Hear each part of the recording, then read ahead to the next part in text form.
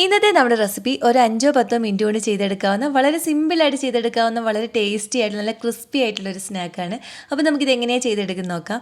ഇതിനായിട്ട് ആദ്യം നമുക്ക് 2 കപ്പ് വെള്ളം ഒരു പാനിലേക്ക് ഒഴിച്ചു കൊടുക്കാം. ഏതെങ്കിലും ഒരു കപ്പോ അല്ലെങ്കിൽ ഒരു ഗ്ലാസ്സോ നമ്മൾ അളവിനായിട്ട് എടുത്താൽ മതി. ഇനി വെള്ളം നന്നായിട്ടൊന്ന് തിളപ്പിച്ചെടുക്കണം. ഇനി ഇതിലേക്ക് നമ്മുടെ എരിവനുസരിച്ച് ചില്ലി ഫ്ലേക്സ് ചേർത്ത് കൊടുക്കുക. ഞാനിപ്പോൾ ഇവിടെ ഒരു 1/2 ടീസ്പൂൺ ചില്ലി ഫ്ലേക്സ് ആണ് ഇതിലേക്ക് ചേർത്ത് കൊടുക്കുന്നത്.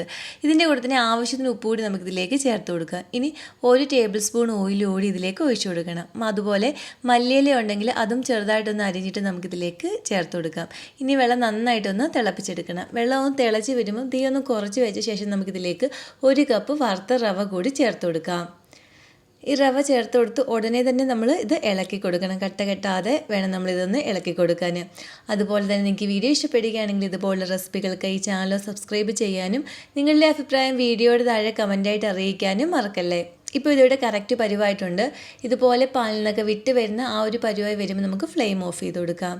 ഇനി ഇതൊരു 5 മിനിറ്റ് നമുക്കൊന്ന് അടച്ചു വെച്ച് കൊടുക്കാം. അതിനുശേഷം ഇതിൻ്റെ ചൂടൊക്കെ ഒന്ന് മാറിയിട്ട് നമുക്ക് ഈ മാവ് നല്ല സോഫ്റ്റായിട്ടൊന്ന് കുഴച്ചെടുക്കണം. കയ്യിലൊരു അല്പം ഓയിലൊന്ന് തേച്ചിട്ട് നല്ല സോഫ്റ്റായിട്ടൊന്ന് കുഴച്ചെടുത്താൽ മതി. ഇപ്പോൾ നമ്മൾ ഈ മാവ് ഇവിടെ നല്ല സോഫ്റ്റായിട്ട് ഇതുപോലെയൊന്ന് കുഴച്ചെടുത്തിട്ടുണ്ട്. ഇനി നമ്മുടെ കയ്യിലൊരു അല്പം ഓയിലൊന്ന് തേച്ച ശേഷം ഇതിൽ നിന്നും കുറേശ്ശെയായിട്ട് എടുത്ത് കയ്യിൽ വെച്ച് നമുക്ക് ഇതുപോലെയൊന്ന് പരത്തിയെടുക്കാം. ഇനി നമുക്ക് ഒന്ന് ഫ്രൈ ചെയ്തെടുക്കുന്നതിനായിട്ട് ഈ ഒരു പാനിലേക്ക് എണ്ണ ഒഴിച്ച് കൊടുക്കാം. ഒരുപാട് എണ്ണയൊന്നും വേണ്ട, വളരെ കുറച്ച് എണ്ണ ഒഴിച്ച് കൊടുത്താൽ മതി. ഈ ഒരു സമയത്ത് നമ്മുടെ കയ്യിലൊരു അല്പം ഓയിലും തേച്ചിട്ട് ഇതിൽ നിന്ന് കുറേശ്ശെയായിട്ട് മാവ് എടുത്ത് വെച്ച് കയ്യിൽ വെച്ച് നമുക്ക് ഇതുപോലെ ഒന്ന് പരത്തി കൊടുക്കാം. ഇനി ഇത് ചൂടായ എണ്ണയിലേക്ക് നമുക്ക് ഇട്ട് കൊടുക്കണം. ഇനി ഒരു സൈഡൊന്ന് ഫ്രൈ ആയി വരുമ്പോൾ തിരിച്ചിട്ട് കൊടുത്ത് 2 സൈഡും നല്ലൊരു ഗോൾഡൻ കളറായി വരുന്നവരെ ഒന്ന് ഫ്രൈ ചെയ്തെടുക്കാം. ഇപ്പം ബബിൾസ് ഒക്കെ കുറഞ്ഞ് നല്ല ക്രിസ്പി ആയി വന്നിട്ടുണ്ട്. ഇനി നമുക്കിതും കോരിയെടുക്കാം. ബാക്കിയുള്ളതും ഇതുപോലെ ഒന്ന് ഫ്രൈ ചെയ്തെടുക്കണം.